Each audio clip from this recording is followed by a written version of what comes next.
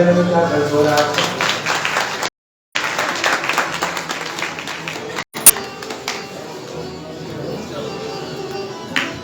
अरे मेरे तरफ को हो जाएगी बात।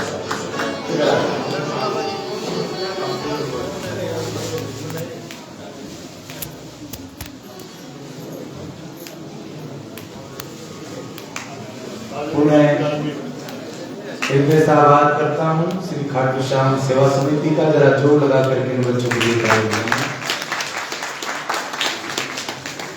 हर कार्यक्रम में, हर कथा में ये बच्चे बढ़ चढ़ करके हिस्सा लेते हैं और भाई खाटू श्याम के दीवाने होते ही अगले हैं।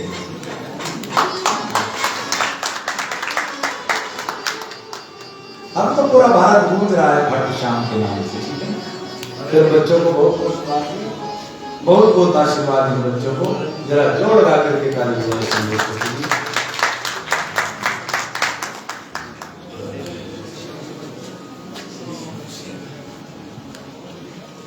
मेरा सौभाग्य, मैंने चुलखाना धाम खाटू श्याम पर 3 बार बधाई की, लगभग वो पूरी समिति में। खाटू चुलखाना धाम जाए, वहां पर कोई भी असुविधा मेरा नाम दे देंगे, ठीक है।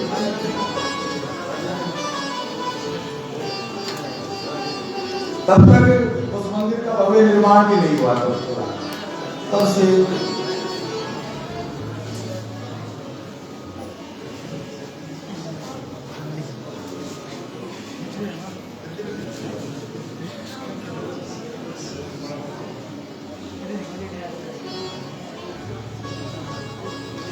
बहुत बहुत धन्यवाद करता हूँ।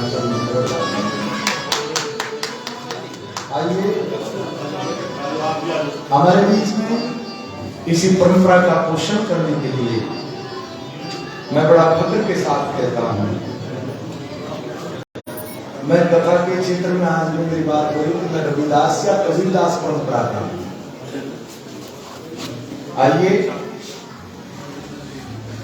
संत श्रोमणी श्री रविदास जी मेरे लिए सच मानिए राम से कम दर्जा नहीं है उनके प्रति, मैं हृदय से नमन करता हूँ।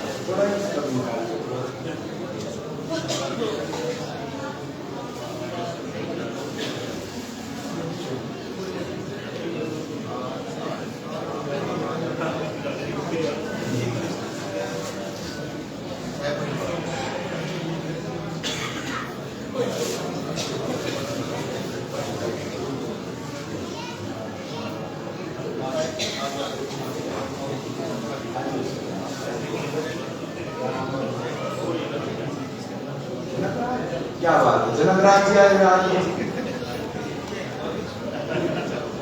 इनकी तो कथा नहीं आज जनकराज जी की।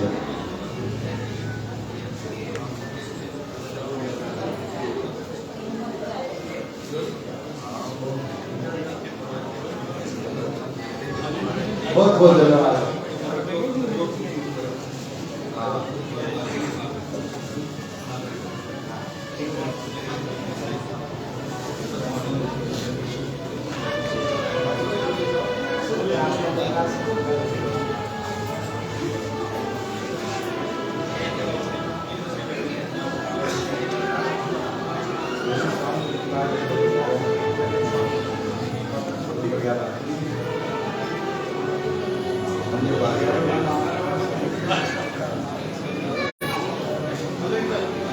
एक बार मैं इस पूरे परिवार के लिए रविदास मंदिर सेवा समिति के लिए जोड़ लगा कर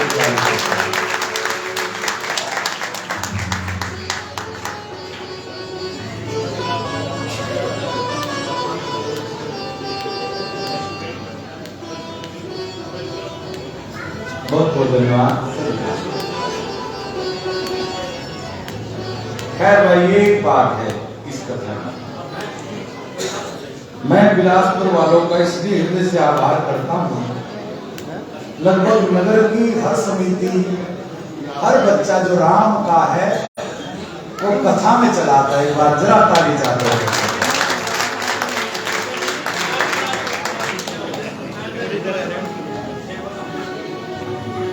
जो खाटू श्याम सेवा समिति वाले हैं जब जागरण कराएं मुझे जरूर बुलवाएं। 26 अगस्त, हाँ ठीक है। ये क्या बात में देना होता है? मेरा परिवार और मैं तो मुझे जरा पहले फोन कर देना एक आदमी कभी मैं जरूर।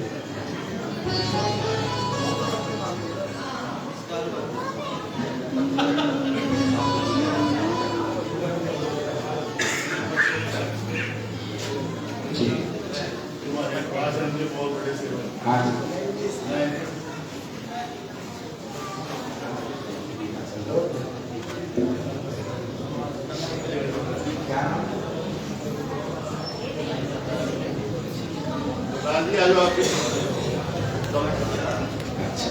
क्या नमस्कार।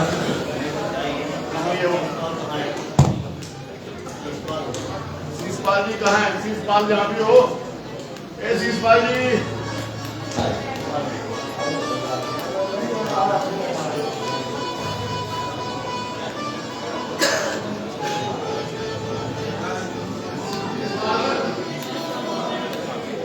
आइए, बहुत बहुत धन्यवाद सभी का, आदरणीय हमारे महात्मा जी का।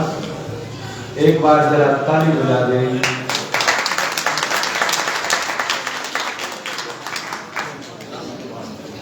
ओम ओम ओम।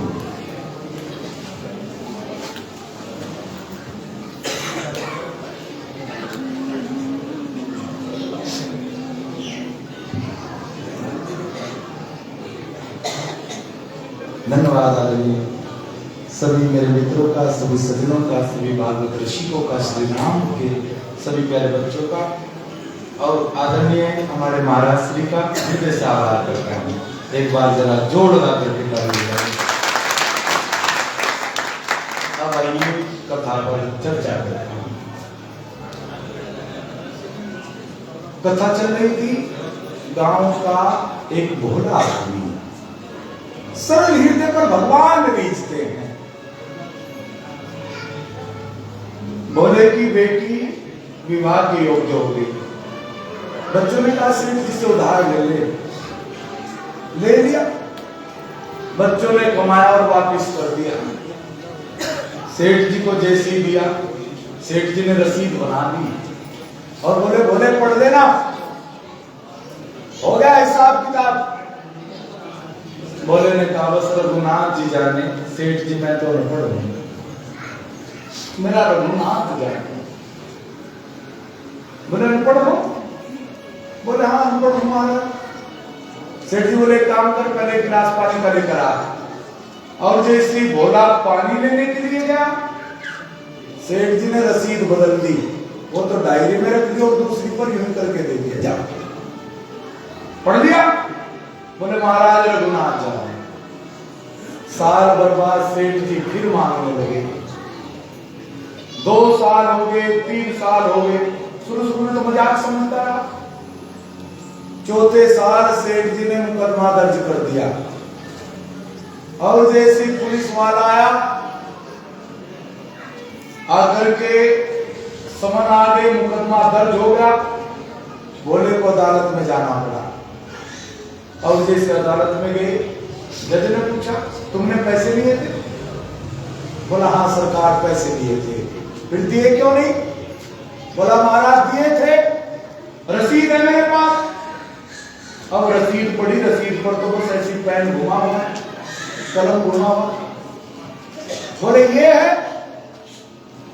बोले नहीं, यही रीति महाराज, मैं पढ़ा भी भला क्या जानू। बोले कोई और भी था तुम्हारे बीच में? बोला हाँ याद आया, हमारे बीच में रघुनाथ जी थे। जज साहब ने सोचा होगा कोई गांव का आदमी, रघुनाथ के नाम समन भेज दिया। गांव में फिरे, रघुनाथ कौन है, रघुनाथ कौन है? बोले महाराज रघुनाथ मंदिर तो है। अब जैसे मंदिर के बाहर पुजारी बैठा, रघुनाथ आप ही है? बोले नहीं मैं तो उनका सेवक हूं। कहां है? बोले अभी तो नहीं मालूम।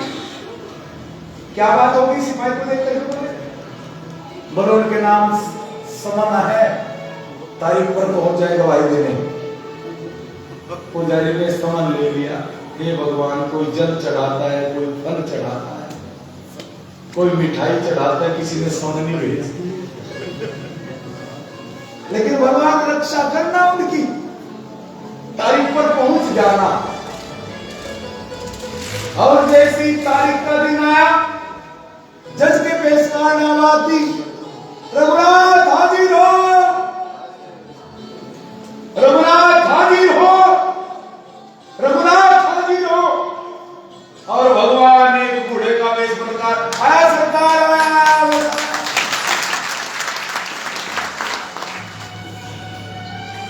भोला पहचान गया, मेरा रघुनाथ आ गया रूप बनकर। आगे रघुनाथ आप ही का नाम है? बोला हाँ साहब मेरा ही नाम है। इनको जानते हो? बोले चित्र जानता हूं, ये भोला है और ये हमारे नगर का सेठ है। अच्छा सेठ है, क्या तुम्हारे सामने भोले ने इसके पैसे दिए? बोला सरकार मेरे सामने दिए, और रसीद भी दी। रसीद तो वह है नहीं। बोले महाराज एक काम करे, सेठ जी को पकड़वा लो, 2 सिपाही मेरे साथ भेजे, इनकी जो अलमारी है, अलमारी में दूसरे नंबर की जो रैंक है, उसमें लाल रंग की डायरी और डायरी के बीच में रखी हुई है। दोनों सिपाहियों को भेज दिया, और जैसे डायरी मंगवाई, रसीद रखी है, साइन हो रहे हैं। जज साहब ने सेठ जी को जेल में डाल दिया, बरी कर दिया भोले को। लेकिन जज सोचने लगा यार दुनिया भर के गवाह देखे, लेकिन ऐसा गवाह पहली बार जो ये कह दे कि फला रंग की डायरी है, अलमारी में है। तो भोले को बुला लिया अंदर के दिन में। बोले ये रघुनाथ तुम्हारे गांव के हैं? बोला महाराज जी तो सभी के हैं। बोले क्या मतलब? तुम्हारे गांव में रहते हैं? बोला नहीं का तो मंदिर है। अच्छा मंदिर में पुजारी है? बोले नहीं नहीं मंदिर ही नहीं का है। अच्छा मंदिर बनवाया इन्होंने? बोला नहीं नहीं जो मंदिर में रहते हैं ना वो थे। और जैसे ये सुना वो थे, जज ने एकदम से रोना शुरू कर दिया। नारद रोना शुरू कर दिया।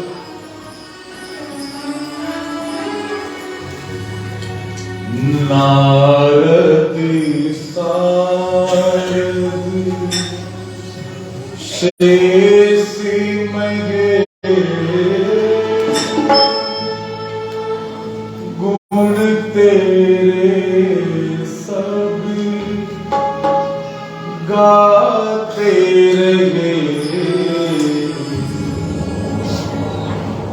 मैं जज बन कुर्सी पर बैठा, जिसके सामने ब्रह्मा महेश भी बोलने का साहस नहीं करते, और मैं कैसा हूं?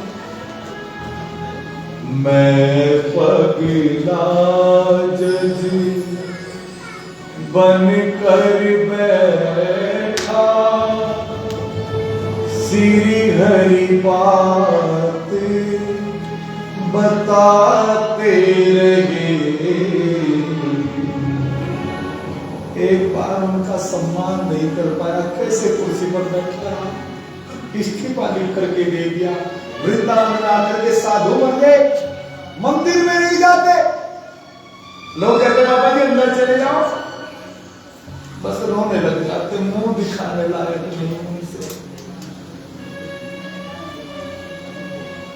एक बार भगवान को प्रणाम नहीं कर पाया, अहंकार में जज बना बैठा रहा। बड़ा मुंह दिखाने लायक हो क्या? भगवान तो निर्मल निश्चल के लिए आते हैं। पहला समाज नारियों का समाज, पुरुषों का समाज। दूसरा समाज नारियों का समाज। तीसरा समाज निर्मल निश्चल मन वाले बालकों का समाज, जिधर भगवान की उंगली पकड़ लेते हैं उधर भगवान चलने लगते हैं। इसलिए कहता हूं, सच्चे ना सही झूठे ही सही, आखिर तो तेरे दीवाने हैं। जैसे भी अहंकार की जरूरत नहीं है, चल कपट की आवश्यकता नहीं है, बस सीधे कह देना क्या,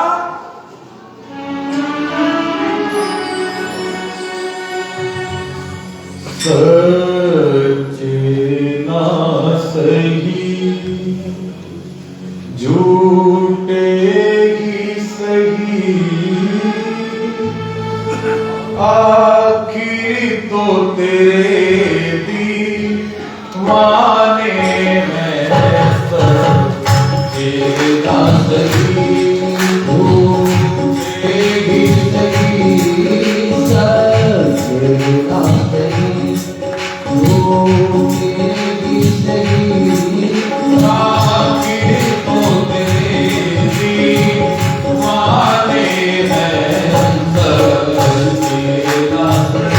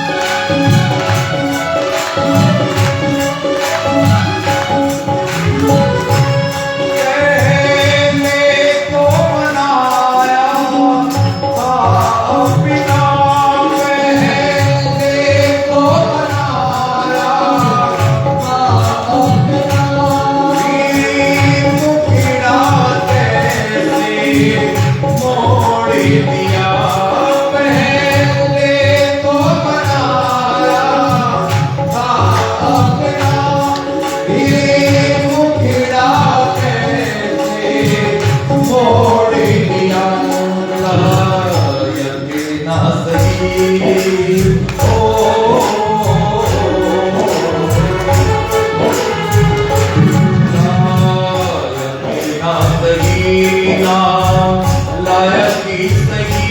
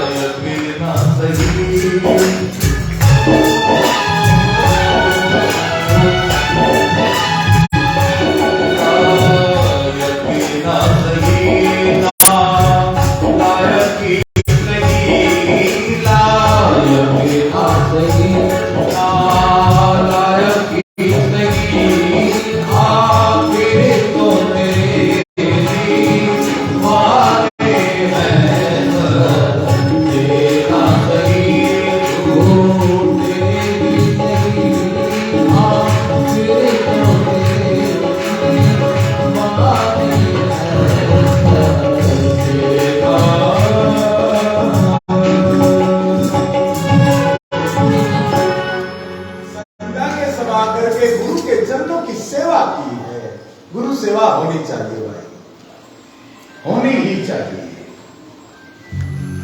गुरु के पास जाएं, उनके पास सेवा करें जितना अपने आश्रम में जा करके, या गुरु भी जो कहे।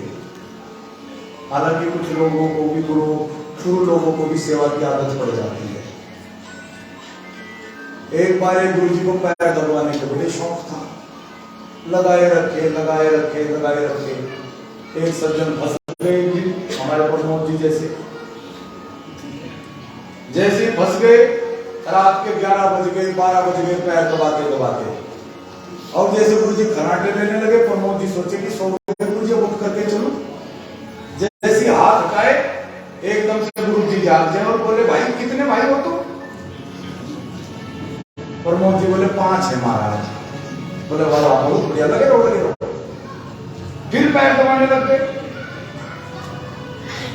1.5 घंटे बाद फिर नींद आई। जैसे प्रमोद जी हटे एकदम से फिर आंख खुल गई गुरु जी की। अच्छा कितने भाई थे?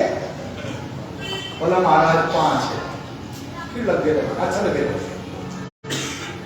घंटे बाद फिर जैसे खर्राटे लेने लगे, प्रमोद जी हटे एकदम से आंख खुले। अच्छा कितने भाई बताए थे?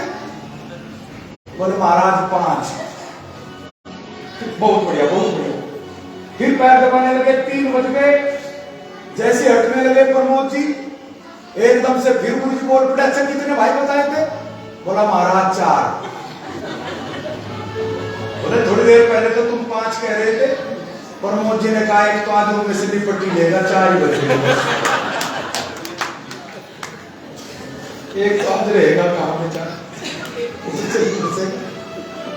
गुरु सेवा करनी चाहिए, स्वभाव मेरा है, चरणों की सेवा की। और अगले दिन आदरणीय महाराज जी का पुनः आग्रह करता हूँ, मुझे आशीर्वाद देने आए, मेरा सौभाग्य, जरा ताली चाहता हूँ। मैं चल कर क्या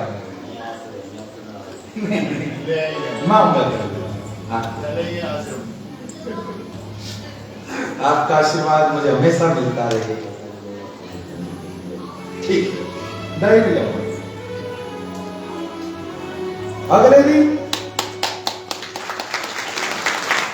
गुरु जी के पास गए, सब विधियों से निवृत्त होकर के बोले गुरुदेव क्या हम आपकी पूजा के लिए पुष्प लेकर के आ जाएं? बोला जैसा आपको रुचिकर लगे। और पुष्प लेने के लिए आज भगवान श्री पुष्प वाटिका में पहुंचे। पुष्प वाटिका रामायण में 2 वाटिका है, एक अशोक वाटिका और एक पुष्प वाटिका। पुष्प वाटिका जनक की वाटिका है, अशोक वाटिका रावण की वाटिका है। आज जनक की वाटिका में, योगी की वाटिका में भगवान और भक्ति का मिलन होगा। और कल जब भोगी की वाटिका में चली जाएगी तब भगवान और भक्ति का वियोग हो जाएगा। कृपा करके अपनी वाटिका को भी चेक कर लिया करे, मेरी योगी की वाटिका है या भोगी की वाटिका है। भगवान दरवाजे पर पहुंचे और जैसे दरवाजे पर पहुंचे जाकर के बोले चाचा जी प्रणाम। माली को भी भगवान इतने विनम्र हैं, माली को भी हाथ जोड़ करके प्रणाम करते हैं।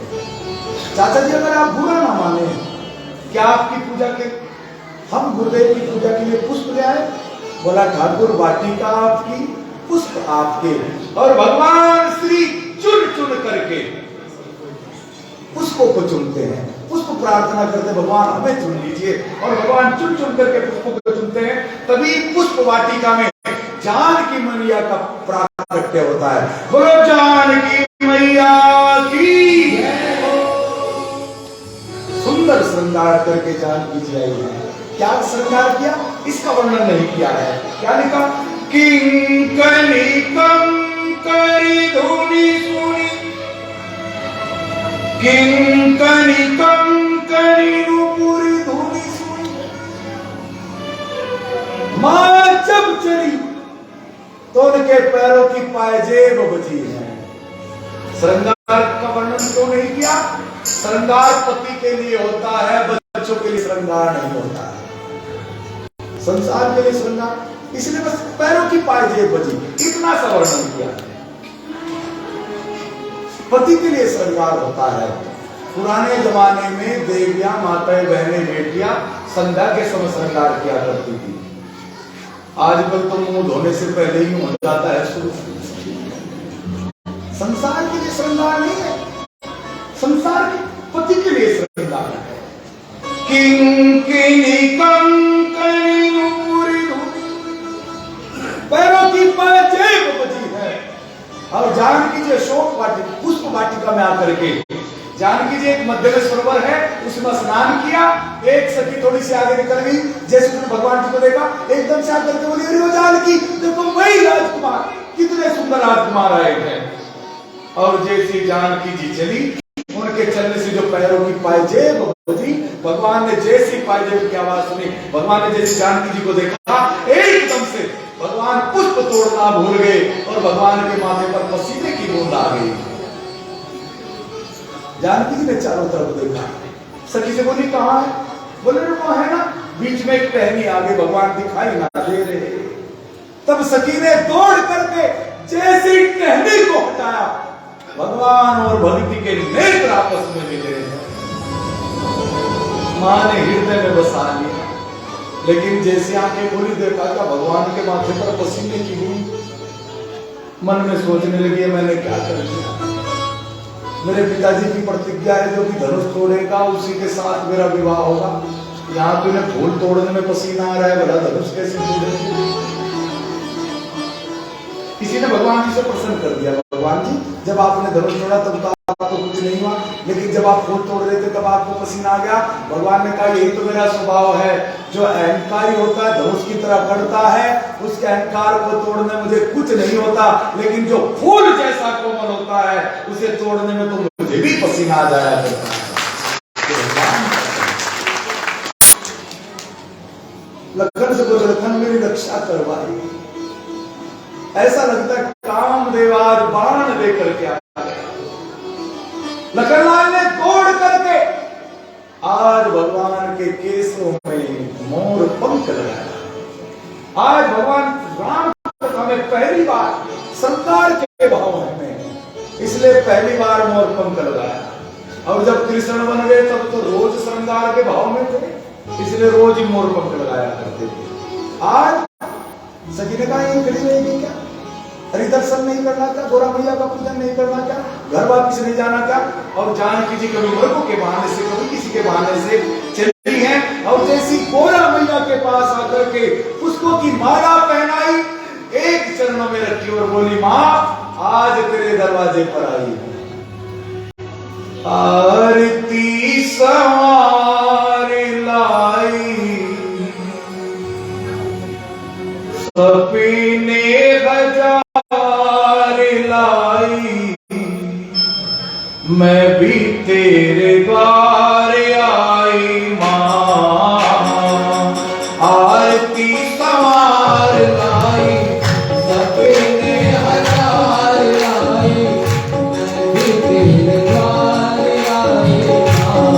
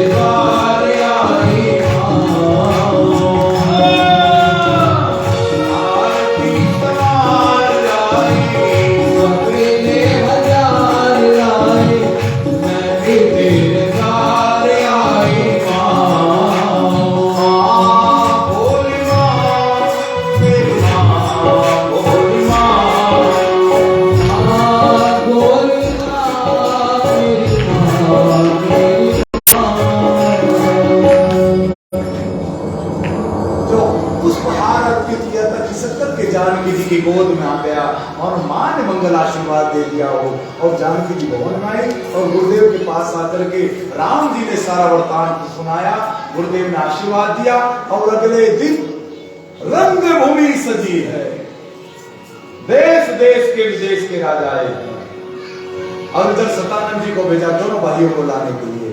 और जैसे दोनों भाई आए, गोस्वामी जी ने लिखा अनेक राजा बैठे हैं, लेकिन जैसे दोनों भाई आए कालिका बड़ी प्यारी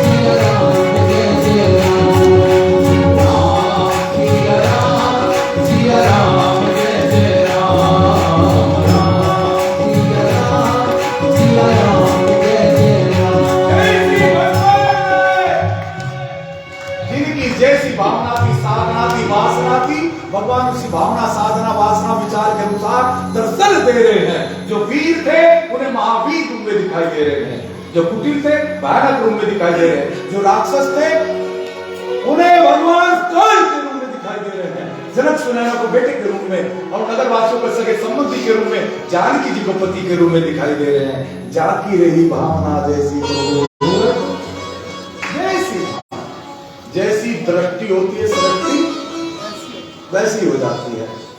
एक बार एक गाय को हरा घास खाने की आदत थी, सूखा पड़ गया, हरा घास मिले नहीं, कहां जाए, गाय तो भूखे मरने लगी।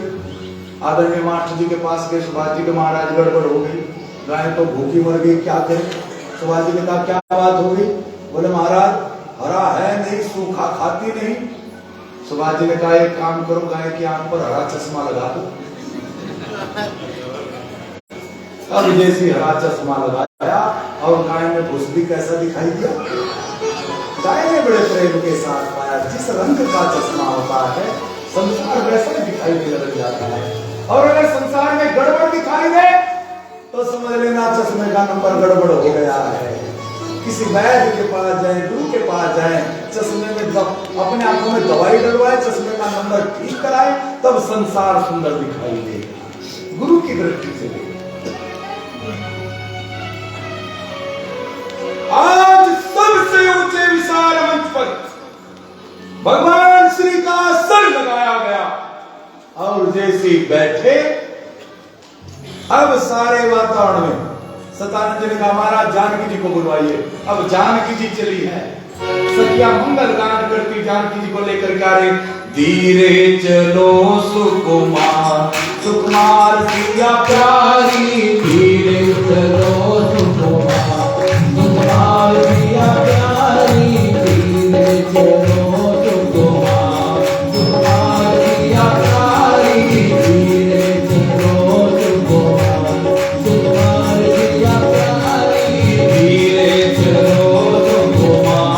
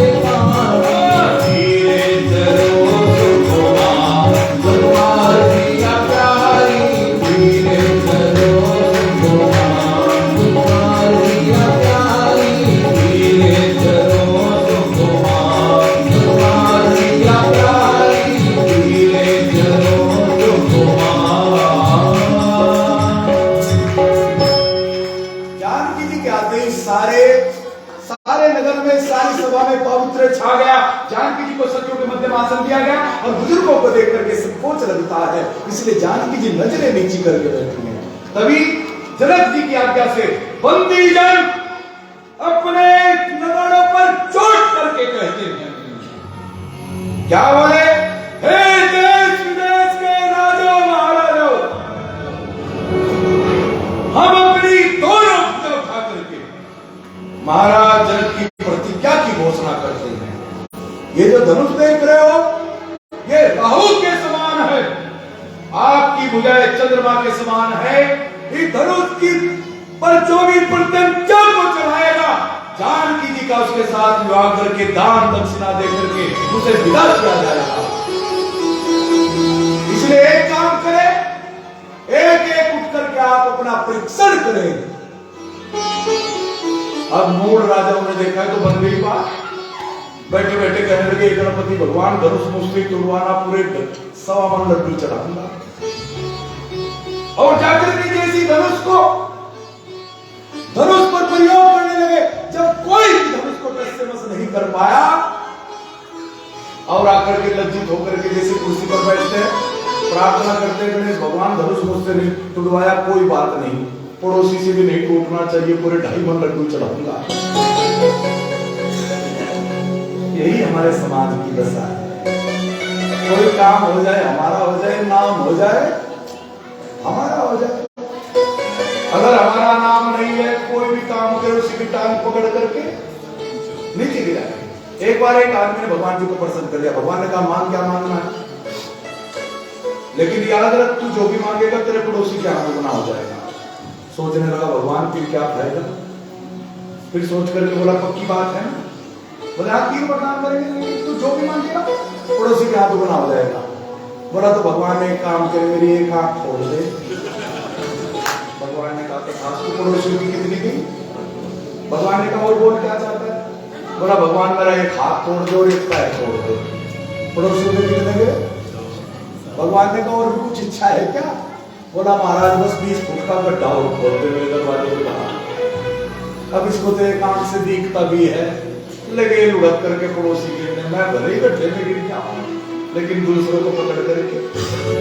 गणेश जी ने कहा सारे चेले एक ही जैसे हैं, इसलिए धनुष किसी से नहीं टूटवाया। और जब किसी से नहीं टूटा, क्या लिखा? भूप से कहीं पारा, भूप से कहीं पारा, अरे उठावन करे नगारा, अरे उठावन करे नगारा, अरे नगम को सराहने कहते, अरे नगम को सराहने कहते, आमी वचन की मानो जैसे, आमी वचन की मानो जैसे, भूप से कहीं पारा, भूप से कहीं पारा, भूप से कहीं पारा। भूप सहस बस, एक ने कहा 10,000 राजा। 10,000 राजा होंगे तो हाथ कितने होंगे? 20,000 कितने लंबे चौड़े धनुष पर लगते होंगे? जगाधरी तक चला जाएगा शायद, इतना लंबा चौड़ा धनुष होगा। ऐसा ही है क्या? नहीं, इसका कुछ अर्थ करते 10,000 भूप सहस 10, नहीं, उस धनुष को तोड़ने के लिए सहस्र बनाया, 10,000 बनाया, लेकिन कोई भी नहीं तोड़ पाया। एक और भी सोच ले, 10,000 राजा आपस में इकट्ठे हो गए, कहने लगे सारे मिलकर के तोड़ देंगे। अरे भाई भले आदमी तोड़ तो दोगे, जान की किसको मिलेगी? फिर कहने लगे बाद में युद्ध कर लेंगे, जो सब बचेगा वो जानकी ले जाएगा, इसमें कौन सी बात है? इकट्ठा होना किसी दृश्य के लिए अच्छी बात है, लेकिन इकट्ठा हो अच्छी बात है, होना चाहिए इकट्ठा। लेकिन कई बार गलत आदमी भी इकट्ठे हो जाते हैं। कुछ लोग तो इसीलिए इकट्ठे होते हैं कि लड़ेंगे, कहेंगे कि मुझे ले जाता, मैं देखता, मैं जाऊंगा, मुझे लेकर के चलता। इकट्ठा जाएगा, लेकिन किसके लिए? लड़ाई के लिए। इकट्ठा हो, लेकिन इकट्ठा होना बड़ी बात नहीं है, एक होना बड़ी बात है। एक विचार पर, एक सिद्धांत पर एक होना बड़ी बात है। हिंदू इकट्ठे तो हैं, लेकिन हिंदू एक नहीं है। रूप सहस बस। उस समय रावण भी आया, सहसानंद भी आया और दशानंद भी आया, लेकिन कोई धनुष को टस से मस नहीं कर पाया। और जब किसी से धनुष नहीं टूटा, क्रोधावेश में जनक की ऊंचे मंच पर चढ़ करके राजाओं को ललकारने लगे। मुझे मालूम नहीं था परशुराम ने पृथ्वी को क्षत्रियों से खाली कर दिया है। अगर ये मालूम हो गया होता पृथ्वी पर कोई क्षत्रिय नहीं बचा है, तो भला ऐसी प्रतिज्ञा करके अपना उपहास क्यों करता? मैं जान गया, वीर विहीर में जानी, पृथ्वी क्षत्रियों से खाली हो चुकी है। आज के बाद कोई भी अपने को वीर मत समझना। एक काम करे, जाइए अपने अपने घर पर। मैं जान गया जानकी के भाग्य में विवाह नहीं लिखा। एकदम से पृथ्वी वीरों से खाली हो चुकी है। एकदम से लगनाल उठ करके बोले, भगवान आपके सामने वो शोभा नहीं देता है, लेकिन जैसा महाराज जनक ने बोला है, अगर इनके स्थान पर कोई दूसरा बोलता तो लगनाल उसका सिर कर देता। भला रघुवंश के खून के कतरे के रहते पृथ्वी वीरों से खाली कैसे हो सकती है? भगवान ने धनुष तोड़ना मिलता है तो मुझे आपके चरणों की सौगंध है, एक धनुष की तो बात क्या, ऐसे सैकड़ों धनुष अकेला रघुनाथ तोड़ सकता है।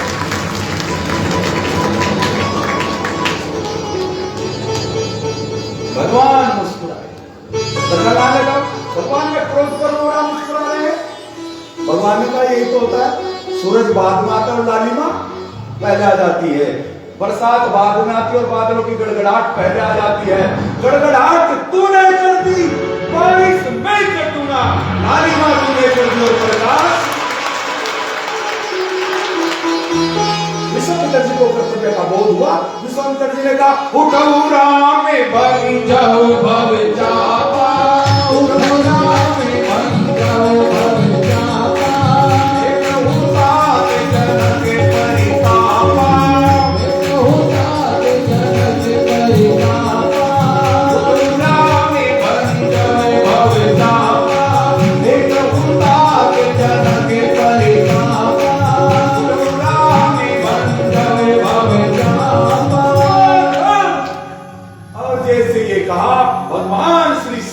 सवाल उठे हैं और उठ करके गुरुदेव को प्रणाम किया है। गुरुदेव को प्रणाम करके सीधे धनुष के पास गए और जैसे धनुष के पास गए, पहले महाराज जनक जी को प्रणाम किया, बुजुर्गों को प्रणाम किया और जैसे जानकी जी की तरफ देखा, जानकी जी वीर भाव से प्रार्थना कर रही है, भगवान हमें विलंब ना करें, विलंब ना करें। और भगवान श्री ने जैसी धनुष की परिक्रमा करने लगे, धनुष अपने आप घूमने लगा और भगवान श्री ने मणिमल शंकर भगवान के प्रणाम किया है। भोलेनाथ तुम्हारी जय हो। सबकी इच्छा थी भजन गाऊं, मैं चाहता था नहीं गाऊं। भोलेनाथ तुम्हारी जय हो,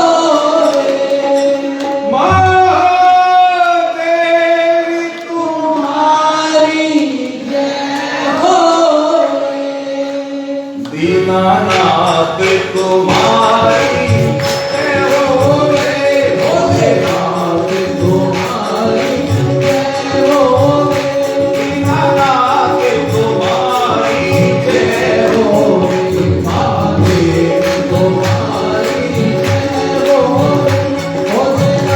महादेव तुम्हारी जय हो रे, भोलेनाथ तुम्हारी जय हो रे, भोलेनाथ तुम्हारी जय हो रे,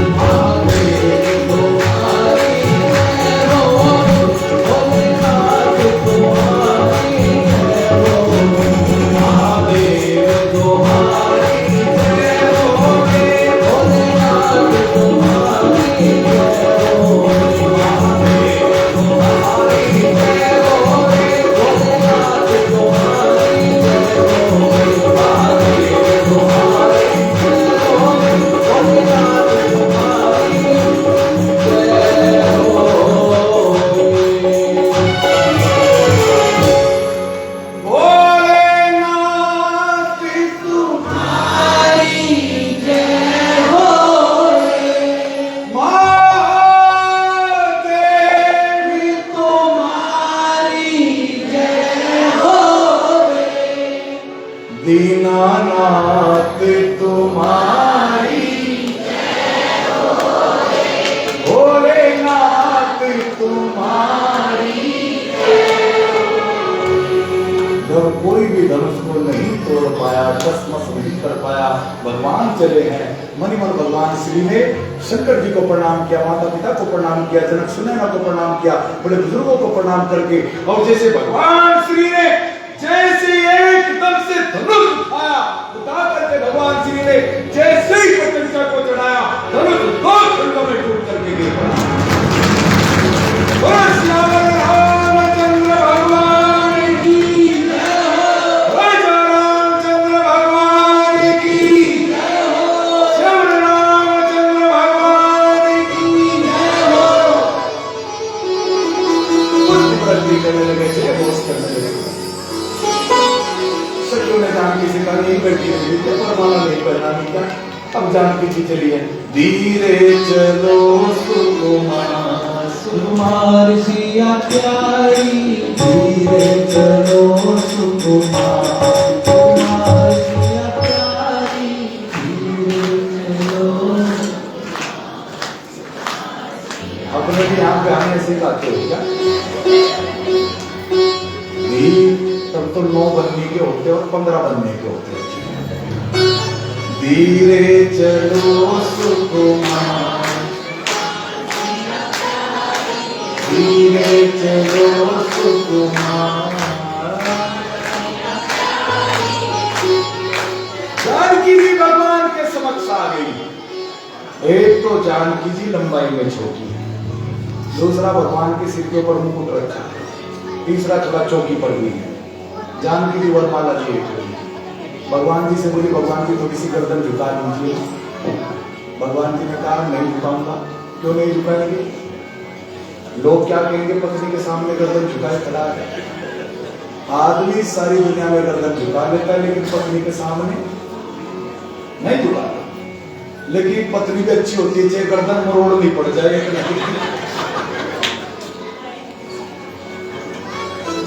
ना एक दिन तो गर्दन झुकवाई देती है।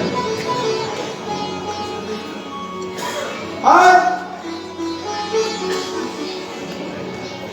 भगवान ने कहा नहीं झुकाऊंगा।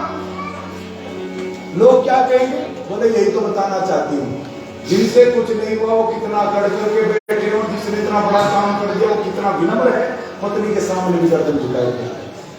बोला चाहे जो पहले गर्दन नहीं झुकाऊंगा। काफी देर हो गई। विश्वामित्र जी ने पूछा लखनलाल वरमाला क्यों नहीं पहने जा रही? भगवान ऐसी सी गड़बड़ हो गई, तू ही कुछ कर देना। बोला कर दू गुरुदेव, बोला कर देना, कर दू गुरुदेव, कर देना, कर दू गुरुदेव। और जैसे कहा जाता है नहीं, एकदम से लखनलाल दौड़ करके भगवान के चरणों में गिरे, और जैसे भगवान को उठाने के लिए झुके, जानकी ने भगवान के चरणों बोले श्री रामचंद्र भगवान की, बोले जानकी मैया की। लेकिन कुछ ना कुछ गड़बड़ हो ही जाती है। क्या कुछ तो ऐसे रिश्तेदार आते हैं कि वो सोचते हैं कि कहीं ना कहीं तो गड़बड़ होनी चाहिए। रिश्तेदारों को बुलाते हैं कि महाराज अच्छा करेंगे, लेकिन कुछ रिश्तेदार तो इसी ताक में रहते हैं कि अब आया था, अब फंसे। अब ऐसे ही विश्वामित्र जी, ये मंगल उत्सव हुआ, इधर जैसी धनुष की टंकार से मलय पर्वत पर गूंजी, परशुराम अपनी समाधि छोड़ करके तोड़ करके, और जैसे खंडित धनुष को देखा, लगे भला बुरा कहने। इस प्रसंग को ज्यादा नहीं कहूंगा, भगवान ने सोचा ज्यादा क्रोध नहीं आना चाहिए।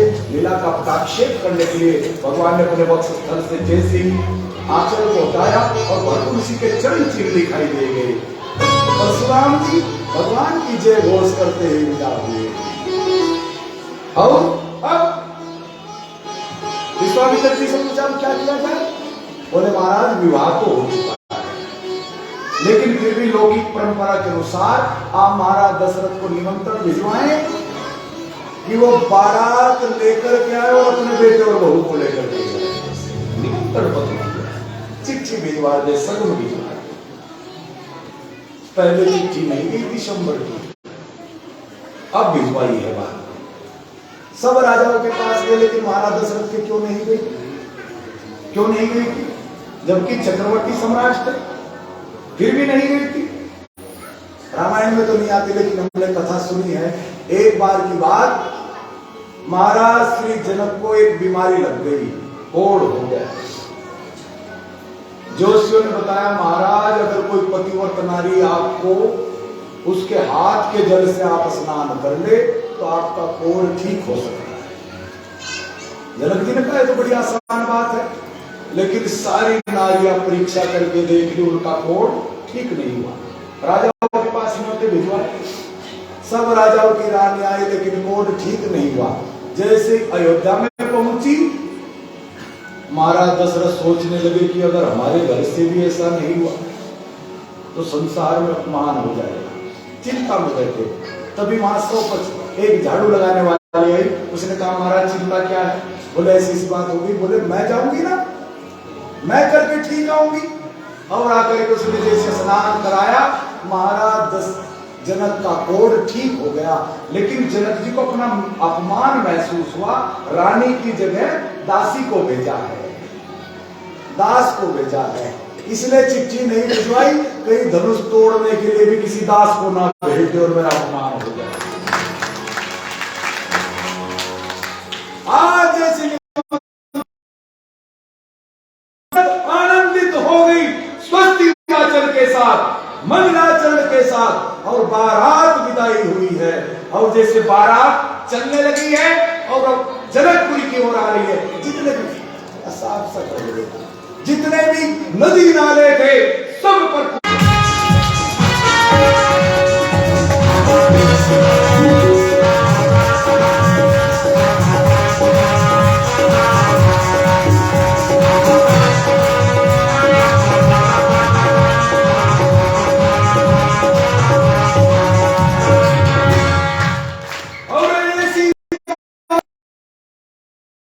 भगवान श्री को पता लगा मेरे परिजन आए हैं, मेरे संबंधी आए हैं। भगवान श्री दौड़ करके आए और आकर के अपने परिजनों को प्रणाम किया, पिताजी को प्रणाम किया, गुरुदेव को प्रणाम किया है, और बारात में मिल गए हैं। अब बोले बारात के लिए घोड़ा कहाँ से लाया जाए? कोई कहने लगा वो बढ़िया है, कोई कहने लगा वो बढ़िया, कोई कहने लगा बढ़िया है, कोई नहीं दौड़ता। कौन सा घोड़ा? ये माने बड़ा चंद कैसे तेरा भजन करूं, ये माने बड़ा चंद कैसे तेरा भजन करूं, जितना इसे समझाऊं, जितना इसे समझाऊं,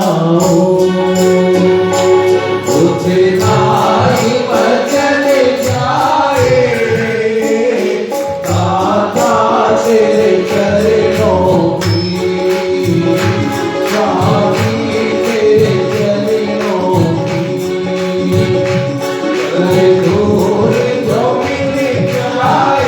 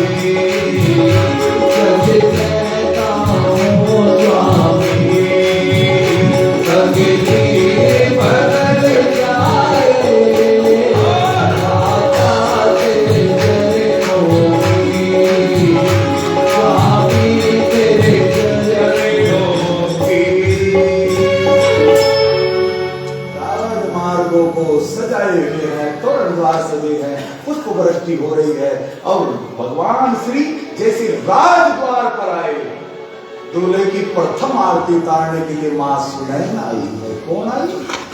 मां सुनैना। मां सुनैना कौन होती है? जिनके नयन सुंदर होते हैं। और नयन किनके सुंदर होते हैं? जो सुबह बिना मुंह धोए जगाधरी वाला सुरमा यूं करके लगा देते हैं।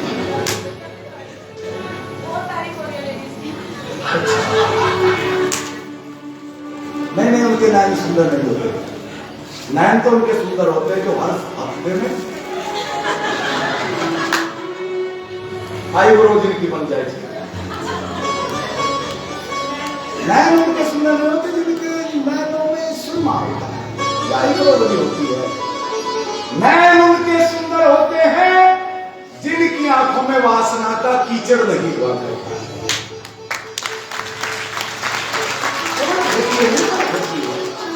और जिनके नयन सुंदर होते हैं वो सुनैना होती है, और वही भगवान की आरती उतारा करती है। जय जगदीश हरे स्वामी, जय जगदीश हरे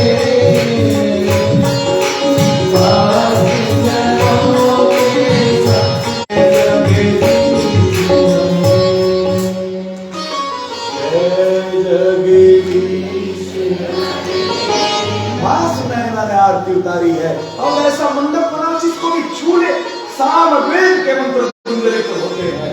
और जैसी विवाह मंडप में जाएगा देवता लोग विप्र वेश बना करके मंगलाचरण करने लगे। ओम गणानां गणपतिं हवामहे निधिनां निधिपतिं हवामहे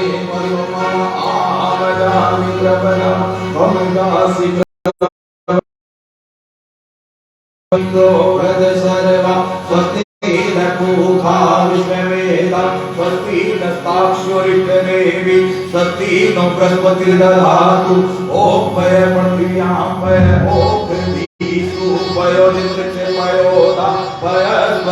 प्रतिमा देवता वसवो देवता रुद्रा देवता आदित्य देवता मरुतो देवता विश्वदेवा देवता बृहस्पति देवतेन्द्रो देवता वरुणो देवता ओम जो शांति अंतरिक्षं शांति पृथ्वी शांति आप शांति रोदय शांति वनस्पत शांति विश्वदेव शांति ब्रह्म शांति सर्वलोक शांति शांति शांति सामा शांति रेधि ओम विश्वानि देव सुरतरितानि परासुरे भद्रं पनासो शांति शांति शांति कन्या गुरुवाई धीरे चलो सुकुमार सुकुमार सिया धीरे चलो सुकुमार सिया प्यारी श्रृंगार करके आए देवता लोग कपट वेश बना करके बैठे भगवान सबको पहचान रहे। भगवान भोलेनाथ मुस्कुराए, पार्वती जी का मुस्कुराते हुए बोले हम भी गए थे विवाह में। मैं और ब्रह्मा जी दोनों पहुंच गए रूप बदल करके। और जैसे जनकपुरी का वैभव ब्रह्मा जी ने देखा तो चक्कर आ गए। महाराज ये न्यू आया ब्रह्मा कौन आ गया? मेरी बनाई सृष्टि में तो कोई चूक है लेकिन जनकपुरी में कोई चूक भी नहीं है। तब मैंने समझा ब्रह्मा जी आनंद लो, चिड़ो मत, जलो मत, आनंद लो। अच्छा एक बात बताओ, हमारे भी पिता कौन है? बोले भगवान जी हैं, राम जी हैं, विष्णु जी हैं। और क्या था? बोले दुनिया का हर बाप अपने बच्चे को सब सुख दे सकता है लेकिन कोई भी बाप अपने बच्चे को अपनी बारात का आनंद नहीं दे सकता। बड़ा धन्यवाद करो भगवान का, हम दोनों भी अपने पिता की बारात में आए, इसलिए आनंद मनाओ। और जैसी प्रथम क्रिया में भगवान सभी को पहचान रहे हैं। जिस घड़ी की सबको आतुरता से प्रतीक्षा थी वो शुभ घड़ी जैसी निकट आई और उस मंगलमय कार्य को पूर्ण करने का संकेत सदानंद जी ने दिया। राजन कुछ हाथ में लेकर के जानकी बेटी का हाथ राम के हाथ में दे और जैसे कुछ हाथ में लेकर के ओम मंगलम भगवान विष्णु मंगलम करो ध्वज मंगलम पुष्टि भाग मंगलाय करो हरि। और जैसी मंगलाचरण के साथ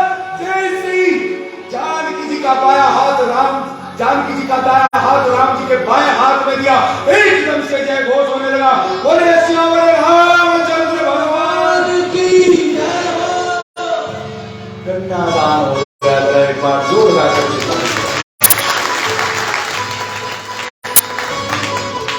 कन्यादान की रस्म हुई। जिनका मन कन्यादान का करे वो कर सकता है, ठीक, तो उसने कर दिया है, जिनका मन करे कर लो, ठीक। बोलो सियावर रामचंद्र भगवान की जय हो। चलो कोई बात नहीं, ठीक, आगे कथा बढ़ाएंगे, जिनका मन करे वो दे देना मुझसे, ठीक। आज ना लाए हो कल ले आना, ठीक है। अच्छा, हाँ, हमारे राजकुमार तनेजा जी जो समिति वाले हैं वो जरूर कन्यादान कर दो, बस थोड़ा सा, ठीक है, बस ये रस्म कर दें आप जरा से। धन्यवाद हमारे तनेजा जी की, जरा जोड़ गा करके ताली बजाएं। बस छोटी सी परंपरा है, निभा ले इसको। अच्छा तनेजा जी को हाँ ऐसा करो, नहीं तो देर हो जाएगी, ठीक है ना। तनेजा जी इस मंच की तरफ से जिनको कन्यादान देना हो, तनेजा जी लो, ये ले जाओ, ये ले जाओ, आन की झोली में डाल देंगे, ठीक है। झोली तो मेरी तरफ से है, ऐसा ना सोचिए। हमारा जी की तरफ से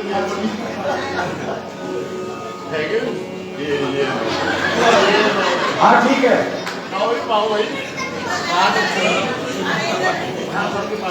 बस 5 मिनट आपके पास है।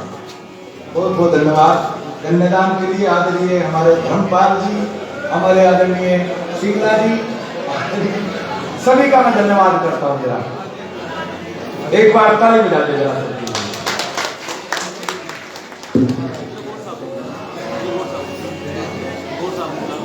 अभी बेटी की विदाई भी होनी है, कभी पहले निकलने खा पी करके आप, ठीक है। हमारे आदरणीय गौर साहब तब तक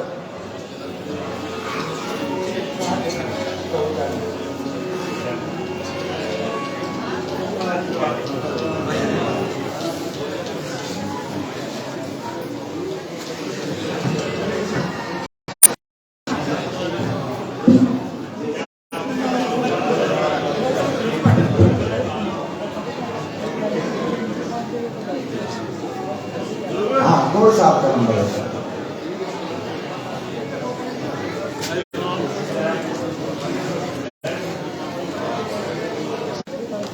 आगे पर साहब जय साहब का दीपक जी। अच्छा धन्यवाद।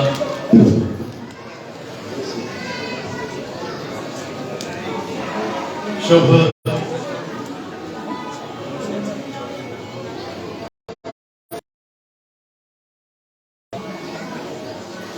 मैं भी थोड़ा अपना काम बीच में कर लूं। व्यासपीठ पर विराजमान पूज्यपाद बहुत ही माननीय सम्माननीय साक्षात सरस्वती के उपासक जी महाराज, आप सबकी ओर से हार्दिक अभिनंदन, वंदन, स्तवन। और जितना महत्वपूर्ण कथावाचक होता है, आचार्य होता है, उतने ही महत्वपूर्ण श्रोता होते हैं। अगर ऐसा कथावाचक में धैर्य से, आस्था से, समर्पण से आप लोग कथा का श्रवण करते हैं, निश्चय ही ऐसा दृष्टांत, ऐसा निदर्शन बहुत कम देखने को मिलता है। महाराज जी भगवान श्री राम जी की कथा का प्रसंग जो है, उनके विवाह का बहुत सुंदर प्रसंग चलाए हुए हैं, लेकिन मैं 2 मिनट जरूर जो है वो आज उस इतिहास की तरफ जो है 2 मिनट के लिए आपको चाहूंगा ले जाना। ईशा पूर्व लगभग 300 साल पहले, यानी कि आज से लगभग 2500 वर्ष पहले, 2500 वर्ष पहले, जिस महान ग्रंथ का रचना हुई महर्षि वाल्मीकि विरचित है, और महर्षि वेद व्यास के द्वारा रचित संकलित वेद पुराण महाभारत, इन 2 ग्रंथों ने भारतवर्ष को भारतवर्ष के साथ लगभग 1500 वर्ष तक बहुत अटूट रिश्ते से जोड़े रखा। 612 शताब्दी में पहली बार जो है, ईस्वी 612 में पहली बार जो है मोहम्मद बिन कासिम इस देश में हमारी श्री को, हमारी संपत्ति को लूटने के लिए पहली बार यहां आया था। और उसके बाद एक लगातार का जो है लूट जो है वो चलती रही, क्योंकि हमारा देश जो है वो सोने की चिड़िया था। लगभग दुनिया हमारे देश में थी और सभी आक्रांता, चाहे वो पुर्तगाली हो, चाहे वो हुन हो, चाहे वो कुषाण हो, अलग अलग रूप धारण करके हमारी श्री को, हमारी संपत्ति को, हमारी संस्कृति को नष्ट करने के लिए यहां लगातार 600 वर्ष तक आते रहे। लेकिन उनमें से एक भी आदमी चंद्रगुप्त मौर्य के साथ शादी करनी पड़ी। लेकिन जैसे 1200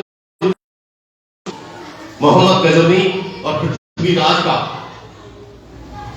शुरुआत एक ऐसी हुई कि हमारे देश के अंदर जो है, मतलब इस समय हमारी बहन बेटियों की, हमारी माताओं की, हमारी श्री की, हमारी हर गांव से जो है पदलित और पद आक्रांत हुए हम उस समय। उस दौर में 14वीं और में था जो आज भय और लालच के कारण मुस्लिम बन गए देश। वो मुस्लिम देश नहीं थे, लेकिन हमारी भी स्थिति जो है यह तो पूरा हुआ, इस देश को भी हमने आत्मसात करना है। लेकिन हमारे संतों ने उस समय मुख्यतया सगुण भक्ति के उपासक जो है वो तुलसीदास जी ने, संत कवि रविदास जी ने, नानक देव जी ने, ऐसे इन संतों ने, कबीरदास जी ने, दाऊदयास जी ने, रसधान जी ने, रहीम जी ने उस समय सगुण भक्ति के माध्यम से और निर्गुण भक्ति के माध्यम से जो है इस देश को 300-400 साल तक जो है वो बांध के रखा। चिंता ना करो, परेशान ना हो, ये बुरा वक्त निकल जाएगा। और जब बुरा वक्त होता है तो उसको बिताने का सिर्फ और सिर्फ जो है यही होता है कि हम भगवान की शरण में चले जाए। भगवान की भक्ति, भगवान की आराधना ही हमें पूरे वक्त से जो है पार लगाती है। तो मैं विशेष रूप से संत कवि रविदास जी का उल्लेख करना चाहूंगा कि जिन्होंने हम सबको बहुत प्यार से समतापूर्वक जो है वो संभाल के रखा। तो इन संतों का जो योगदान है वो हमारी संस्कृति को, जिसको हम बोलते हैं कि भारतस्य प्रतिष्ठित हुए संस्कृति ही संस्कृतम च, और वो हमारी संस्कृति जो है वो रामायण अनुप्रेरित है। हमारा उठना, बैठना, सोना, नहाना, धोना, हमारा हंसना, बोलना, शादी ब्याह जो है, सुख दुख, हमारा सारा का सारा जो है वो हमारे रिवाज, हमारी परंपरा सारी कहां से पड़ी है? भगवान श्री रामचंद्र जी के, माता जानकी जी के सुख दुख से। तो ऐसा एक आदर्श हमारे पास है, मर्यादा पुरुषोत्तम, जो शायद उसका सानी, उनका सानी जो है पूरे विश्व में कोई और महापुरुष नहीं है, कोई और देव पुरुष नहीं है। इसलिए हमारी जो संस्कृति है उसका मुकाबला पूरी दुनिया में कहीं और नहीं है। तो ये थोड़ा सा इतिहास भी हम जाने अपना, कि हमारी इन कथाओं का, हमारे इन जो उपासक देव हैं, इनका कितना महत्व है। आज जो है हमारे समक्ष श्री पवन धिगड़ा जी बड़े प्यारे से, हंसमुख से व्यक्ति हैं। श्रीमती कमलेश धिगड़ा जी अपनी धर्मपत्नी के साथ यहाँ आए हुए हैं। मैं उनसे प्रार्थना करूंगा कि कृपया एक बार मंच पर जाए। हमारे यजमान है आज की कथा के, यजमान जी श्री पवन धिगड़ा जी और श्रीमती कमलेश धिगड़ा जी। श्री सन्नी मेहता जी, सुपोत्र श्री स्वर्गीय श्री गोविंद दास जी, मेरे सहपाठी और मित्र श्रीमती पारुल मेहता जी से भी निवेदन, कृपया एक बार मंच पर आ जाएं और महाराज श्री जी को माल्यार्पण से अभिनंदन करें और उनका आशीर्वाद प्राप्त करें। एक और बहुत ही श्री विजय शर्मा जी, जो शर्मा एंटरप्राइजेस का संचालन करते हैं, धार्मिक कार्यों में, सामाजिक कार्यों में हमेशा बढ़ चढ़ करके इनका साथी का योगदान रहता है। उनसे भी निवेदन, श्री सन्नी मेहंदी रत्ना जी और उनकी धर्मपत्नी श्रीमती पारुल मेहंदी रत्ना जी, श्री पवन धिगड़ा जी और उनकी धर्मपत्नी श्रीमती कमलेश धिगड़ा जी। और आज की संस्थाएं, सबसे पहले मैं चाहूंगा आमंत्रित करना श्री रविदास मंदिर सभा को। मैं बहुत कृतज्ञ हूं इनके यहाँ आगमन पर, क्योंकि इस कथा ने निवेदन समाज के हर संवर्ग को, हर आयु वर्ग को, यहाँ चाहे प्रौढ़ हो, चाहे युवा हो, चाहे बच्चे हो, सबका बहुत सुंदर सम्मिश्रण यहाँ देखने को मिलता है।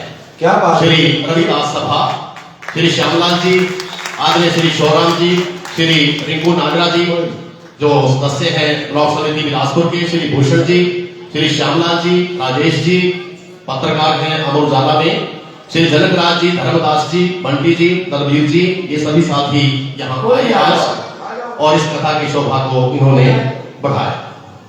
बस एक फोटो ले सबके साथ। ये तालियां जोरदार हो जाए। ये बिलासपुर की माटी का कमाल है। लगभग हर कथा में, हर समिति, हर समाज से लोग आए हैं। मैं आभारी हूँ उस बिलासपुर की माटी को, नमन करता हूँ। जैसे मेरा पूरा परिवार, पूरा बिलासपुर मेरा घर जैसा हो गया है। जरा जोड़ गा करके ताली बजाओ। हारे का सहारा खाटू श्याम हमारा। श्री श्याम सेवा ट्रस्ट बिलासपुर के जो सदस्य हैं आदरणीय श्री पवित्र सिंगला जी, श्री पुरकित सिंगला जी, श्री अनुज बंसल जी, श्री अनीश सिंगला जी, श्री कपिल मंगला जी और श्री आदर्श सैनी जी भी यहाँ उपस्थित हैं। कुछ साथी अपनी हाजिरी लगा करके चले गए, कुछ साथी यहाँ उपस्थित हैं। एक बार मंच पर आकर के माल्यार्पण करके आचार्य जी का अभिनंदन करें और आशीर्वाद प्राप्त करें।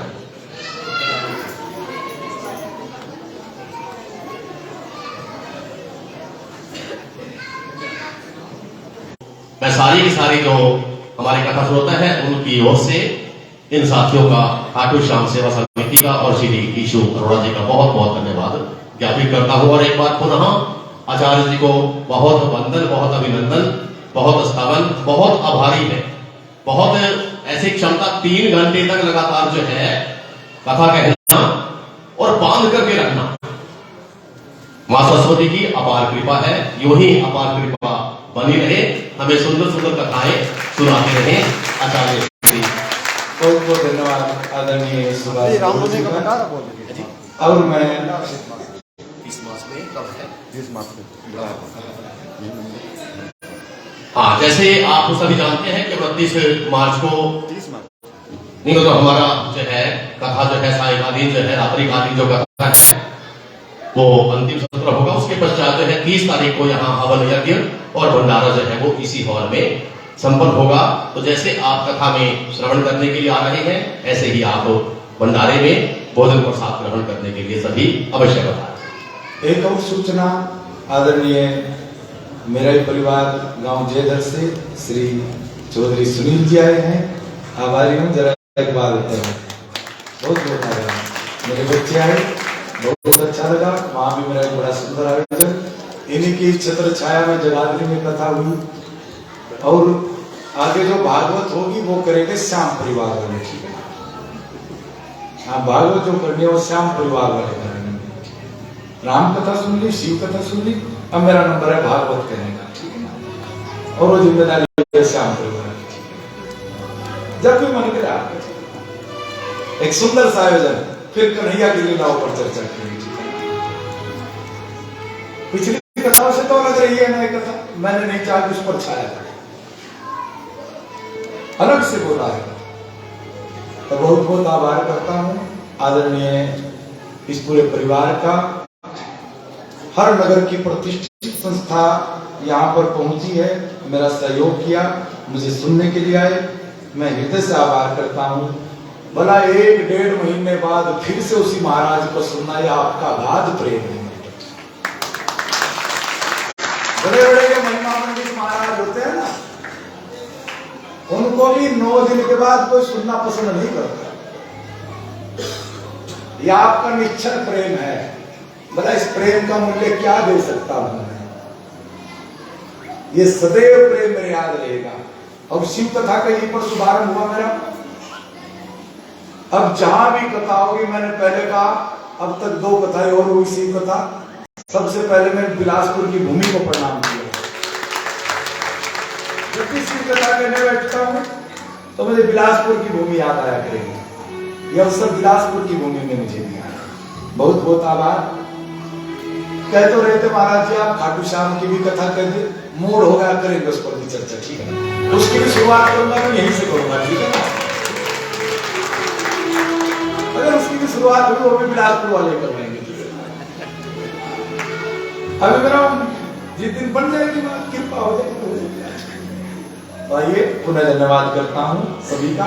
अब आइए जरा, ब्याह शादी बड़ी लेट नहीं होनी चाहिए, जल्दी जल्दी काम निपटवाएं। अब जैसे ही बोले घूमरी और जैसी एक काम हुआ, वशिष्ठ जी ने कहा महाराज ये काम तो हो गया, एक काम करो और भी बेटियां है क्या? बोले हाँ मेरे भाई कुछ ध्वज की है। तो देर क्यों कर रहे हो? हमारे पास 3 बेटे और भी हैं। और एकदम से ध्वज लेकर के आए उर्मिला जी को भरत के साथ, उर्मिला जी को लखनलाल के साथ, मांडवी को भरत जी के साथ, सूची कुर्ती को शत्रुघ्न के साथ, उसी विवाह मंडप में एक साथ विवाह संस्कार हो गया। बोलो युगल सरकार की जय हो। ताली बजा दे जरा जोरदार। भगवान भक्त के संबंध जुड़ने में देर होती है और जब जुड़ जाता है फिर जीव अपने आप जुड़ जाता है। चारों का विवाह हुआ, अब कोहबर का प्रसंग प्रारंभ होता है। कोहबर कंगने का प्रसंग, कंगने का प्रसंग तो देखा होगा ना, होता ही है ना कंगने का प्रसंग। इसमें दुल्हन की सखी सहेलियां कई बार मर्यादाएं तोड़कर दूल्हे के साथ हंसी मजाक किया करती है। कई बार तो बूढ़ी बूढ़ी माताएं भी दुल्हन की सहेली बन करके मजाक करने पहुंच जाती है कोहबर के प्रसंग। अब जैसी भगवान जी को लाया गया, अब हमारे यहाँ पर प्रथा होती है दूल्हे राजा के जूते छिपाए जाते हैं। अब जैसे भगवान जी के पादुकाओं को छिपा करके एक सखी ने जहां पर पूजा होती थी वहां पर रख दिया, उसके ऊपर लाल कपड़ा डाल करके धूप बत्ती लगा करके राम जी के पास आई और आकर के बोला ये महाराज दूल्हे राजा, हमारे यहाँ पर जो भी दूल्हा आता है ना सबसे पहले उसे कुल देवी की पूजा करनी पड़ती है। अब जैसे भगवान जी कुल देवी की पूजा करने के लिए चले और जो लाल कपड़ा चरण पादुकाओं पर था, जैसे उनको हाथ जोड़ने लगे भरत जी समझ गए, भरत जी ने तोड़ करके चरण पादुकाओं को सिर के ऊपर रख लिया। भगवान ने यही बच्ची पादुकाओं ने कहा तुमने हमारे सम्मान की रक्षा की है, जब सुनाएगा हम तुम्हारे सम्मान की रक्षा करेंगे। और जैसे भगवान श्री नीचे करके बैठे, भरत लाल की नजर नीचे करके बैठे, एक सखी आकर करके बोली ये दूल्हा इतना कदम में क्यों बैठा है? लखनलाल ने कहा धनुष तोड़ा इस बात के अंदर है, बोल क्या करेगी? बोले पहले भी कभी धनुष तोड़ा? हमने प्रार्थना की तभी धनुष टूट गया। लखनलाल ने कहा जिस समय हिला का उद्धार किया तब कौन सा तुमने प्रार्थना की थी? बोला हमारी बहन से मिलने आ रहा था इसलिए हिला का उद्धार हो गया, वरना पहले भी पत्थरों पर बैठता होगा, कितने हिला बन गया तक। एक सखी बोली बहुत बोल रहा है, अगर मैं बोल पड़ी बोलती बंद हो जाएगी तेरी। लखनलाल ने कहा तू भी बोल। बोले देख ले अगर मैं बोल पड़ी बोलती बंद हो जाएगी तेरी। लखनलाल ने कहा बोल तो सही। बोले पता नहीं कैसी अवध की माता है, खीर खाती और बच्चों को जन्म दे देती है। भगवान जी खीर खाने से पैदा हुई ना। लखनलाल ने कहा हमारे यहाँ जन्म लेने का सिस्टम कम से कम तुम्हारे यहाँ से तो अच्छा है, खीर खाती और बच्चों को जन्म दे देती है। तुम्हारे यहाँ तो जब भी बच्चों की जरूरत पड़ती है हल चला लेते और बच्चे धरती से निकाल देते हैं।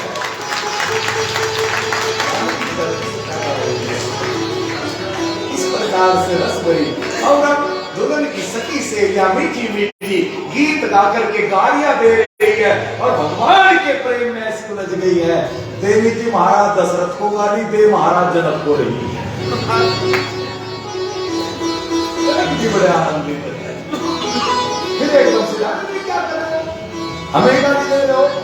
अब 1 मास हो गया, जब 1 महीना हो गया की बेला आई। वशिष्ठ जी ने कहा राजन अब तो प्रतीक्षा कर रही होगी, अब चाहता हूं बस 5 मिनट और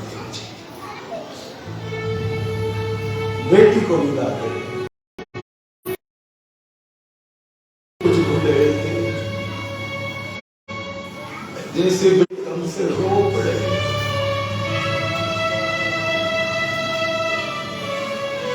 जैसे सहनाई बजी वाद यंत्रों से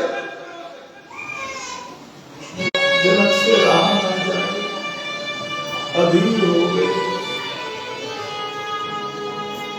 जानकी जी का श्रृंगार होने लगा। मां समझा रही है सास ससुरी गुरु सेवा करहु। सास की, ससुर की, गुरु की सेवा करना, और सबसे बड़ी बात पति के रूप को देख करके व्यवहार करना। मां तो आशीर्वाद और उपदेश ही दिया करती है। मां के पास तो होता क्या है देने को? सास ससुर को मां बाप समझना, कितना सुंदर व्यवस्था है इस देश की। विदा होने से पहले बेटी को संयम नियम का पाठ पढ़ाया है। आजकल तो बेटी कहेगी कि मां फ्रिज भी लेकर के जाऊंगी, मां कहेगी नहीं नहीं, जब अलग हो जाएगी तब ले जाना। कोई एक घर में रहने भी लग जाएगा तो मां बाप उसकी फोन पर इतनी ट्रेनिंग दे देते हैं कि साल 2 साल में परिवार तोड़ने की डिग्री मिल जाती है उस लड़की को। समय समय पर बात करें, आवश्यकता हो बात करें। अगर बेटी का घर बिगड़ रहा हो ऐसी बात ना करें। अरे दरवाजे पर आपके बैठ जाएगी तब अच्छा होगा क्या? ये अधिकार नहीं है आपको बेटी को समय एडजस्ट होने का। किसी बेटी का घर ना उजाड़े, ये ना कहलाए कि ऐसे खानदान शाही है। समय दे बच्चों को।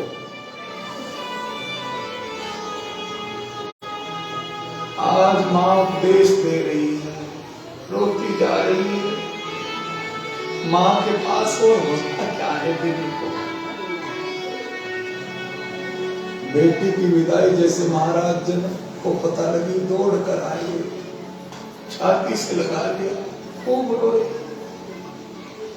सर्वाधिक बेटी की विदाई में कोई रोता है तो बाप रोया करता है। कोई कितना है बच्चों,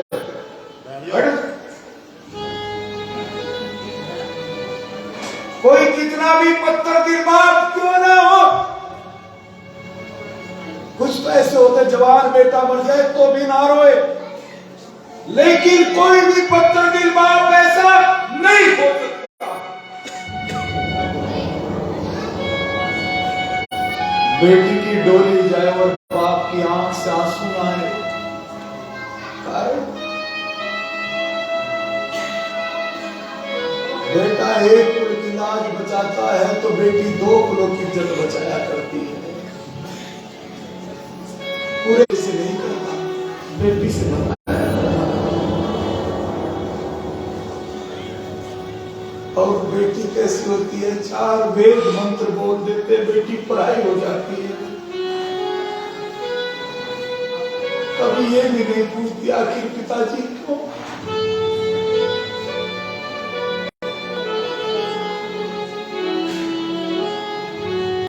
बेटी का बाप का ऐसा अद्भुत रिश्ता। मायके में ससुराल मायके से सबसे पहले मेरा बाप तो ठीक है,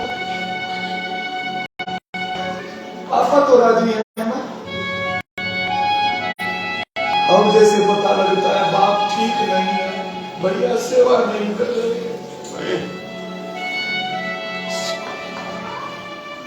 दौड़ करके पड़ोस से उधार लाएगी, भाई से कितना प्यार लड़ने बैठ जाएगी। मैं करूंगी अपने बाप की सेवा, मैं करूंगी अपनी मां की सेवा। बेटी से बाप का दर्द नहीं देखा जाता, और बाप जिनकी बेटी सुखी उनका जन्म सुखी माना जाता है। बेटे को सुख दुख आ जाए झेल लेंगे, लेकिन बेटी के जीवन में जरा सी आंच भी आ जाए बाप बेचैन हो जाता है, नींद नहीं आती। आज हिड़की बन गई बाप की, छाती से लगा दिया। महाराज दशरथ समझा रहे राजन, बेटी पराई घर की होती है, मत रखिए। कंधे का उतरिए उतारा और महाराज दशरथ के चरणों में रख दिया। राजन, इन्हें बहू नहीं बेटी समझना, कभी काम नहीं लिया मैंने इनसे। कोई भूल चूक हो जाए मेरी समझ के क्षमा कर दे। महाराज, आपने मुझ गरीब की बेटी के रिश्ते को स्वीकार करके मुझे बड़प्पन दे दिया है। बेटी वाला कितना ही बड़ा हो, बेटे वाले से छोटा हो जाता है। आपने मुझे बड़प्पन दे दिया। कोई भूल हो जाए ना, एक बार इस गरीब जनक की तरफ देख ले। राजन, हिम्मत रखिए, बेटी तो पढ़ाई हुआ करती है। जैसे विदा करने लगी, एकदम से तोता मैना जो पाल रखे जानकी जी ने, वो भी रोने लगे। हम साथ चलेंगे, हम साथ चलेंगे। उनको भी भवन से निकाल करके डोली में रखा गया। और जब तक बेटी की डोली दिखाई दी तब तक महाराज जनक खड़े रहे। डोली दिखाई देनी बंद हो गई। महाराज जनक मूर्छित होकर गिर पड़े। रुकते रुकते बारात श्री अवध में आई है। ज्यादा वर्णन नहीं कर सकता। जयश्री 4 बहुओं को देखा। इस बच्चे को बस यही रोकते। चलो पीछे चलो, बैठते क्यों नहीं?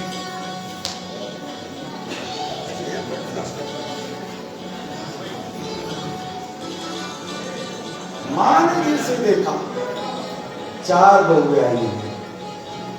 आरती उतारी, तोरण द्वार सजाए, रंगोलियां बनाई, घर में लेकर के आई। और एक दिन महाराज श्री दशरथ जी आए। चारों बहुओं को, तीनों रानियों को इकट्ठा बिठाया। बिठा करके बोले, कौशल्या जी, महारानी, पहले तो जनक जी के परिवार की बड़ाई की, जनक जी की बड़ाई की।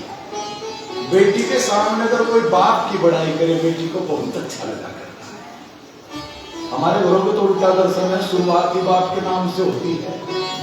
इसका बाप तो ऐसा है, वैसा है, बस यहीं से लड़ाई का काम शुरू हो जाता है। और बोले, रानी,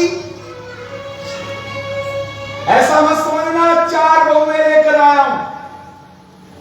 ये 4 बहु नहीं बल्कि 4 बेटियां लेकर के आया हूं। जिस घर में बहू को बेटी समझा जाता हो, सास को मां समझा जाता हो, वहां तो देवता लोग रहा करते हैं। अरे अपनी मां से लड़ता है क्या कोई? बुढ़ापे में मेरी मां अगर कोई एक आध बात गलत कह दे, लड़ेंगे क्या उससे? वो जन्म की मां है, तो धर्म की मां है जिसके पास आप आए हैं। कौन कौन बेटियां हैं जो नहीं लड़ती हो अपनी सास से? जरा हाथ खड़ा करके दिखा दी। बहुत अच्छी, ताली बजाते हैं। भले ही कम है, इज्जत तो बच गई कम से कम। अच्छा, कौन कौन सास ऐसी है जो बहू के साथ ना लड़ती होगी? हाथ खड़ा करें।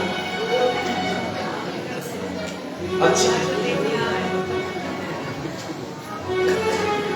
बहुत बढ़िया। सास को सोचना चाहिए, क्योंकि सास भी कभी बहू थी, सोचना चाहिए। अच्छा, सास को भी सोचना चाहिए। 20-25 साल की बेटी आते ही आप उम्मीद करें 50 साल जैसा व्यवहार करेगी?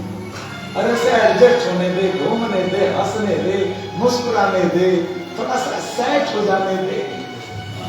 एक आध व्यवहार गलत हो गया, कहीं लड़ते हैं क्या अपने बच्चों के साथ? अपनी बेटी के साथ लड़ेंगे क्या? अगर आप चाहती हैं मेरी बहू सीता जैसी हो, तो आपको कौशल्या जैसी सास बनना पड़ेगा। और बहू चाहती है मेरी सास कौशल्या जैसी हो, तो उसे सीता जैसी बहू बनना पड़ेगा। कभी उल्लेख नहीं मिलता रामायण में दोनों आपस में लड़ी हो। माँ बेटी की लड़ाई अच्छी होती है क्या? किस बात की लड़ाई है? इसलिए निवेदन करता हूं कि इन बातों को जीवन में बिताना। एक और बात कहूंगा, एक आख्यान मेरे याद आया। एक बार पति पत्नी जिद कर रही, शिमला चलेंगे 5 साल हो गए। पति ने कहा लॉकडाउन में काम खराब हो गया, देवी कर्ज चढ़ा हुआ है सर के ऊपर, नहीं ले जा सकते। खाना पीना बंद, दिन रात लड़ाई। मां ने सुन लिया। मां ने कहा जाना जरा बेटा। और जैसे बेटा बहू कान लगाकर खड़ी होगी, मां चुगली करेगी शायद। मां का क्या कह रही थी बहू? बोले मां कह रही थी शिमला जाने की बात, ले जाना। मां पैसे नहीं है मेरे पास, पैसे नहीं हमारे पास।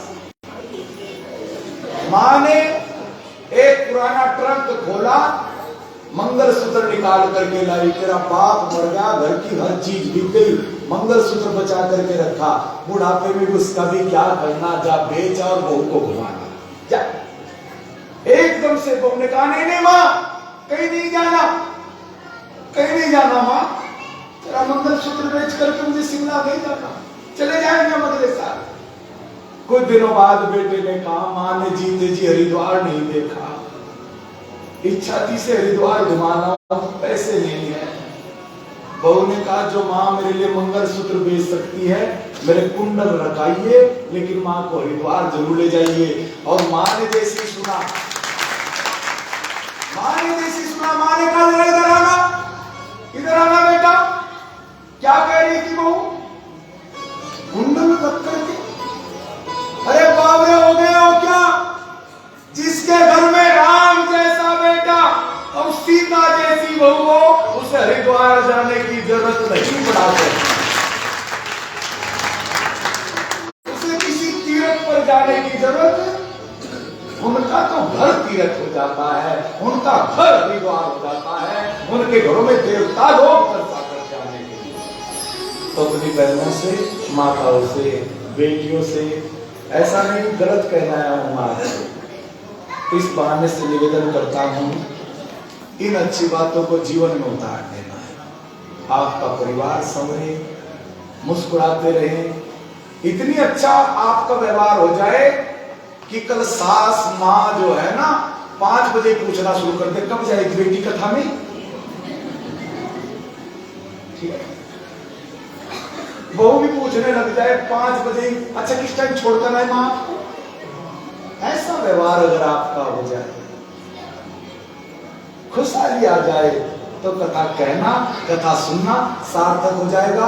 ये जो श्री रघुनाथ मंदिर सेवा समिति है, इन्होंने जो हर साल प्रयास कर रहे हैं वो सफल हो जाएगा। अगर एक भी घर बदला गया, मेरा कथा कहना सफल हो जाएगा। बस एक घर बदल जाए तो भी धन्यवाद, एक बेटी का जीवन बदल जाए तो भी धन्यवाद। अब आइए, समय हो चुका है, बहुत ज्यादा समय नहीं देते, और कल थोड़ा लंबी कथा है इसलिए थोड़ा जल्दी आ जाए। अब हमारे पास 2-3 दिन बचे हैं, ठीक है। आइए, मंगलमय पावन कथा में प्रवेश किया और अब यहाँ पर विराम दिया। उन्हें धन्यवाद करता हूँ आदरणीय जी, आदरणीय रमेश जी, वीरेंद्र कसाना जी, आप सबका हृदय से आभार करता हूँ। मेरी सारे नगर वासियों का जरा जोड़ लगा करके ताली चाहता हूँ। सभी का, हमारी बहन रीना, सबका बहनों का धन्यवाद। वो कहाँ गई आज सुनता हूँ वो भला प्रेमलता को नहीं देख पाएंगे हम ऐसा? पूरे बिलासपुर की रौनक है बहन जी। जिस कथा में, पिछली कथा में मैंने ढूंढता ही रहा, ये नहीं मिली, मेरा मन नहीं लगा पिछली कथा में। जिस कथा में आ जाए रौनक हो जाती है, इसमें क्या बात है, तो घड़ी का है। आज के जवान आदरणीय ढींगरा जी और सन्नी जी, हमारे सुनील जी, रमेश जी, आदरणीय वीरेंद्र मिश्रा जी।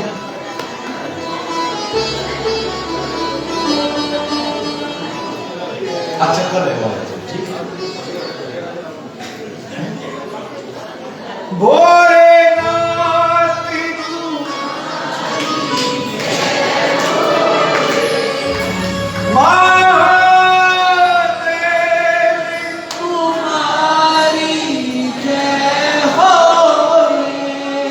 तू धन्यवाद करता हूँ, देवियों का, प्रकाशी देवी का, सभी का धन्यवाद करता हूँ। आइए जरा अब आरती में जरा मिल करके जय जगदीश हरे स्वामी, जय जगदीश हरे भक्त जनों के संकट नाश, जनों के संकट दूर करे। ओम जय जगदीश हरे। जो जावे फल पावे, तुझ बिन से